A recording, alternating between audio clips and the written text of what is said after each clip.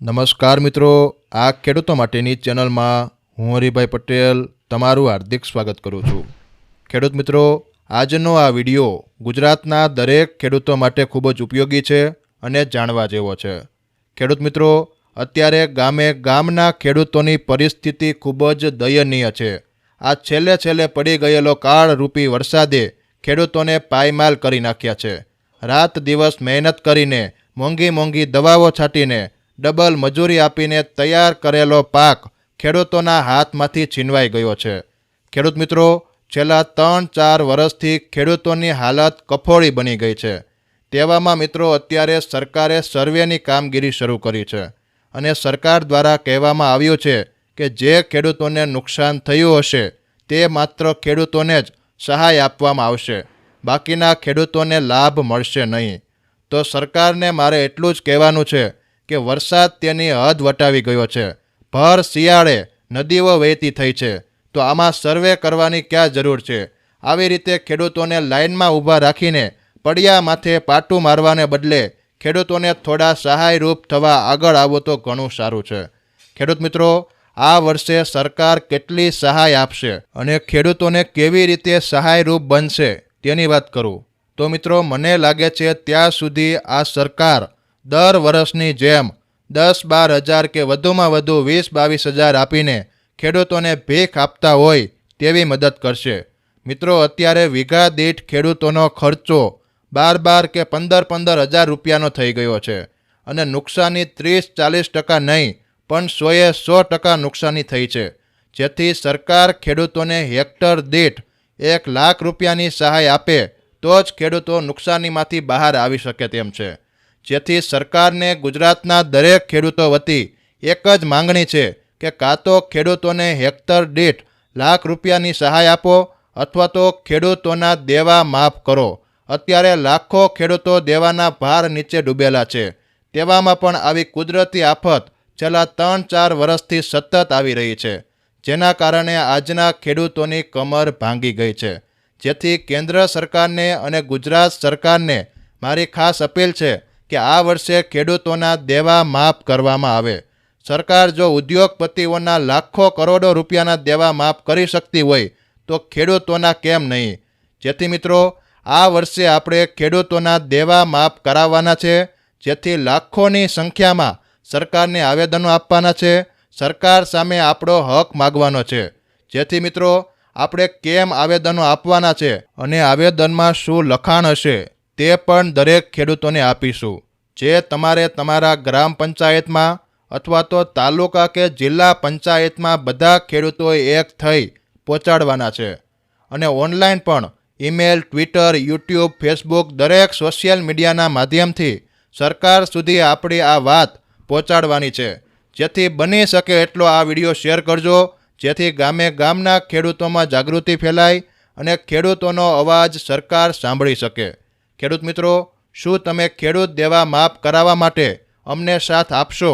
એ comment કરી જરૂરથી જણાવજો। અને તમારા ગામમાં કેવી પરિસ્થિતિ છે અને કેટલું નુકસાન થયું છે તે પણ જરૂરથી જણાવજો, જેથી કેટલા ખેડૂતોને કેવી નુકસાન થયું છે તેનો પણ ખ્યાલ આવે।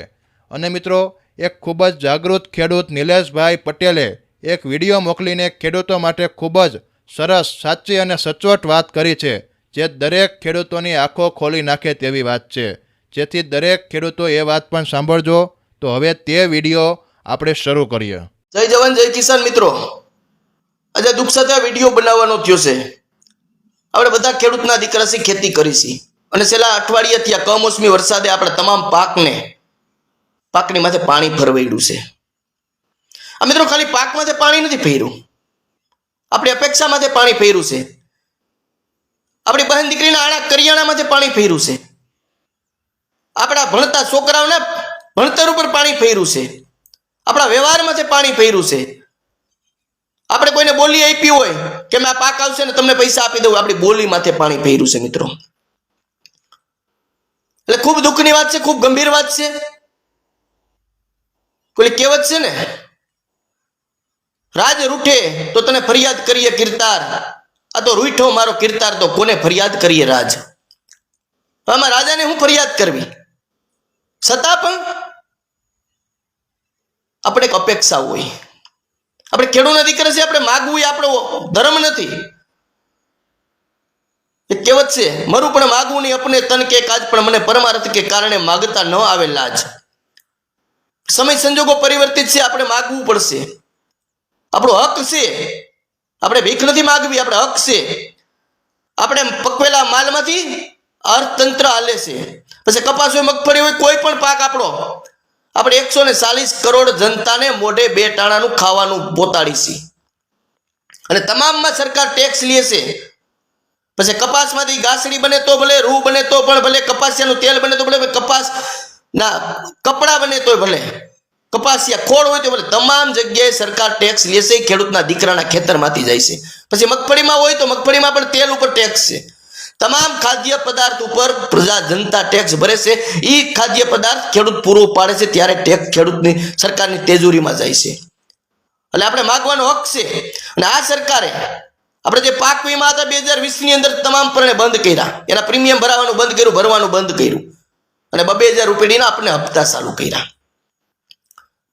આપણા મોદી સાહેબ 2014 અંદર જ્યારે ચૂંટણી પ્રચારમાં ફાંકા મારતા હતા, એ ફાંકાના વિડીયા બધાય ફરે છે કે મારા ખેડૂતના ખેતરમાંથી પાક તૈયાર થઈ ગયો હોય, ગાડું ભરાઈ ગયું હોય, ટ્રેક્ટર ભરાઈ ગયું હોય, અને વરસાદ આવશે અને નુકસાન થાય તો પણ અમારી ભારતીય જનતા પાર્ટીની સરકાર એને પૂરેપૂરું વળતર આપશે.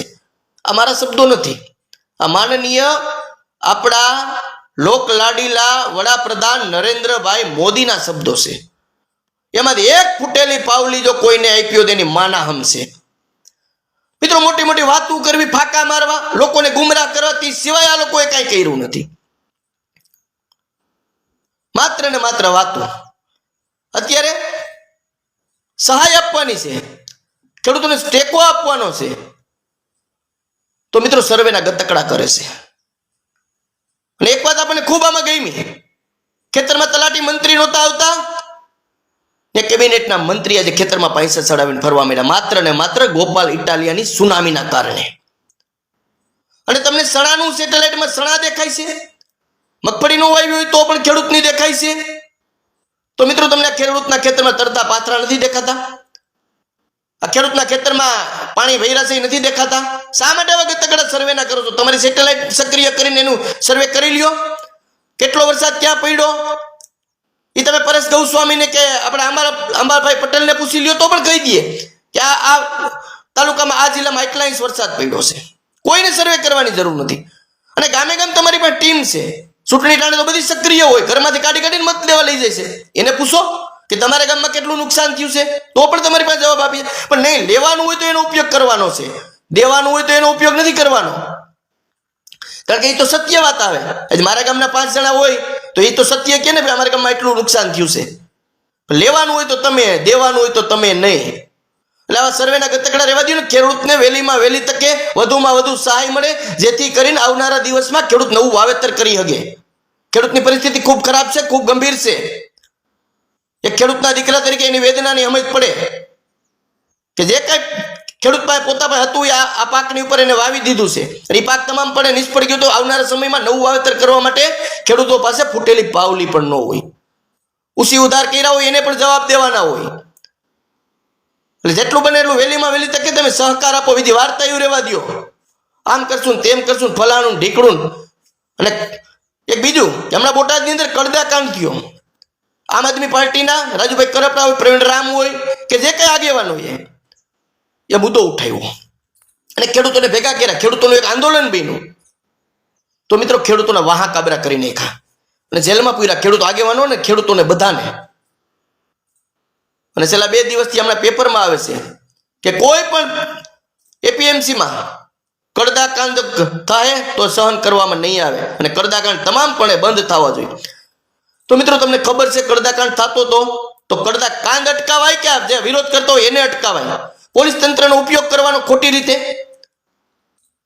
અને જેલમાં પૂરવાના આગેવાનોને જે ખેડૂતના. અને તમે કડદાકાંડ તમે બંધ કરાવી દીધો તો એને ક્યાંની માર્કેટમાં આવવાની જરૂર હતી? એટલે ખોટી રીતે જેલમાં ખેડૂતોને પૂરી અને તમે વાહ કાબરા કર્યા છે. એ પણ ખેડૂતોએ, ગુજરાતના તમામ ખેડૂતોએ જોયું છે કે ખેડૂત માગવા આવશે તો માર આવશે. આવું જે કડદાકાંડ જેવું જે તમને કહું છે કે આવનારા સમયમાં આવો જ મુદ્દો છે મરસાનો. સૌરાષ્ટ્રના ખેડૂતો 35 થી 40 લાખ ભારી મરસા પકવે છે અને એક ભારીનું કંતાન 80 થી 90 રૂપિયાનું આવે છે, ભારી બંધનું જેને આપણે કહીએ. એ આ વેપારીઓ મફતમાં લઈ જાય છે ને કંતાનના 500 થી 700 ગ્રામ વજન કાપે છે. વજન કાપે એનો કોઈ વાંધો નથી, પણ એ મફતમાં લઈ જાય છે એનો વાંધો છે. અને એનું કંતાન પાછું રિપીટ ખેડૂતને 50 રૂપિયામાં વેચવામાં આવે છે. તો તમામ ખેડૂતોએ જાગૃત થવાની જરૂર છે, તમામ માર્કેટિંગ યાર્ડના ચેરમેનોએ જાગૃત થવાની જરૂર છે અને તમામ પક્ષના આગેવાનોએ પણ જાગૃત થવાની જરૂર છે. જો આ બંધ નહીં થાય તો આવનારા સમયમાં આનું પણ આંદોલન થાય અને પછી કહેતા નહીં કે અમે રહી ગયા તમે લઈ ગયા. હમણાં કોંગ્રેસ વાળા પાલભાઈ આંબલિયા, ખરેખર પાલભાઈ આંબલિયા ખેડૂતનો માણસ છે, ખેડૂત નેતા છે, પણ જે કોંગ્રેસ હમણાં જે ભાષણ કરતા હતા એના શબ્દો મને ખૂબ દુખ્યા કે આમ આદમી પાર્ટી વાળાએ ખેડૂતોને માર ખવડાવ્યો આ કડદા કાંડમાં. એટલે ભાઈ તમે કેટલા વર્ષથી રાજકારણ કરો છો તો તમને ખબર નથી આ કડદા કાંડ થાય છે? તો તમારે રોકવું જોઈએ ને, તમારે આંદોલન કરવું જોઈએ ને. ઓલાવે બધું કડદા કાંડ બંધ કરાવી દીધો એટલે તમે માર્કેટમાં આવ્યા. આ મરસાનું હું તમને કહું છું આવી જાવ માર્કેટમાં, પછી નહીં કહેતા કે અમે રહી ગયા તમે લઈ ગયા. ખેડૂત આગેવાન કોંગ્રેસના હોય તો ભલે, ભાજપના હોય તો ભલે અને આમ આદમી પાર્ટીના હોય તો ભલે, એને સંકલન કરીને કોઈ પણ આંદોલન કરાય. પક્ષવાદ તો બીજા નંબરની વાત છે. તમે પક્ષના હશો પણ પેલા ખેડૂત આગેવાન છો, તમારી ઓળખાણ ખેડૂત નેતા તરીકેની છે. તમે કોઈ પણ પક્ષમાં જાઓ તમને માણસો ખેડૂત આગેવાન તરીકે જોવે. એટલે જ્યાં પણ ખેડૂતને દુવિધા હોય એને સુવિધા અપાવવામાં તમામે ભેગા થઈને પ્રયત્ન કરવો જોઈએ. ખેડૂત અરે અત્યાચાર થતો હોય, ખેડૂત ઉપર અન્યાય થતો હોય ત્યારે હું આમ આદમી પાર્ટીનો, હું કોંગ્રેસનો, હું ભાજપનો ન હોવો જોઈએ. ત્યાં માત્ર ને માત્ર અમે ખેડૂતના હોવા જોઈએ. તો તમે તમારું નેતાપણું, તમારી નેતા બનવાની ફરજ પૂરી પાડી કહેવાય. અને આ સરકાર પાસે ખેડૂત કોઈ પણ અપેક્ષા રાખે ને એ મિત્રો ખોટી છે. આ તમને કાંઈ ન આપી શકે. ગયા વર્ષે 200 મણ માંડવી લીધી હતી, આ વર્ષે 70 મણની વાતો કરે છે ને હજી એના કોઈ કેદી ખરીદી કરશું એના ઠેકાણા નથી. ઠીક ચાલો વરસાદ છે ને હમણાં ન પણ કરી શકે, આપણે પણ સમજી, ખેડૂતો પણ હેરાન થાય, પણ 70 મણ મગફળી ખરીદીની વાતો થાય છે મિત્રો. તમે ભાવ કદાચ 5000 બહાર પાડો તો અમને શું ફરક પડે? તમારે ખરીદી જ નથી કરવી. તમારામાં તાકાત હોય તો 200 ની 250 કરાય કે ખેડૂતોની 250 મણ મગફળી અમે ખરીદશું. સેન્ટરો વધારો, જે કરવું પડે એ કરો. જો ખેડૂતને તમે ખેડૂત પ્રત્યે લાગણી હોય, ભાવ હોય, પ્રેમ હોય તો. પણ નહીં મિત્રો, તમને ખેડૂત પ્રત્યે ભાવ, પ્રેમ કે લાગણી કઈ છે નહીં. માત્ર ને માત્ર વાતું વાર્તાઓ કરવાની છે. કોઈ ખેડૂતને તમારે ફૂટેલી પાવલી દેવાની નથી. એટલે દરેક ખેડૂત મિત્રોએ જાગૃત થવાની જરૂર છે, આગેવાનોએ પણ જાગૃત થવાની જરૂર છે. ખેડૂત આગેવાનના ટાટિયા ખેંચવાનું રહેવા દો, ખેડૂતનો આગેવાન હાથ ખેંચો. કોઈ પણ આગેવાન હોય, પછી ભાજપનો આગેવાન ખેડૂતોની ખેતીની વાત હારી કરતો હોય એને પણ સહકાર આપવો જોઈએ. કોંગ્રેસનો હોય એને પણ આપવો જોઈએ. પણ આપ વાળા આમ કર્યું, કોંગ્રેસ વાળા આમ કર્યું, ભાજપ વાળા આમ કરે છે એ રહેવા દો. ખેડૂતનું કઈ સારું થાય એમ હોય તો કરો, બાકી ઘરે બેહો ન કરો. ઓલા કરેલો ઓનો વિરોધ કરવાનો, ઓલા કરેલો ઓનો વિરોધ કરવાનો, એનો કોઈ મતલબ નથી. તમારે કરવું હોય તો મોઢા આગળ આવી જાવ ને, કોને રોક્યા છે? તમને બધા સહકાર આપશે. આજે આમ આદમી પાર્ટીને સહકાર મળતો હોય તો કે તમે પણ કોઈ દુશ્મન તો કોઈના નથી. પણ મિત્રો, ખેડૂતનું કાંઈ પણ ભલું થાય, સારું થાય એવા પ્રયત્ન કરો. ખોટી તમે જહ લેવાની કે વાર્તાઓ કરવાનું રહેવા દો. એટલે દરેક ખેડૂતોએ જાગૃત થવાની જરૂર છે ને. મરસાની ભારીના કંતાનના પૈસા દરેક વેપારી પાસેથી લેવાના છે અને પૈસા ન આપે તો કંતાન વજનમાં દેવાનું છે. આ શબ્દો યાદ રાખજો. અને આ ન થાય તો તમે યાદ કરજો, આનું આપણે ઉગ્ર આંદોલન કરવાનું છે. અટાણથી જ વાત. એટલે વેપારીઓ સાવધાન થઈ જાય, મરસાના દલાલો સાવધાન થઈ જાય, માર્કેટિંગ યાર્ડના ચેરમેનો પણ સાવધાન થઈ જાય કે આવનારા સમયમાં આ એક જાતનો કડદો જ છે. ખેડૂતોના કરોડો રૂપિયા ખેડૂતોના ગીંજાના વેપારીઓ લઈ જાય છે. એટલે આ પણ ધ્યાનમાં ખૂબ ખેડૂતોએ રાખવાની જરૂર છે. જય હિન્દ, જય ભારત, જય જવાન, જય કિસાન.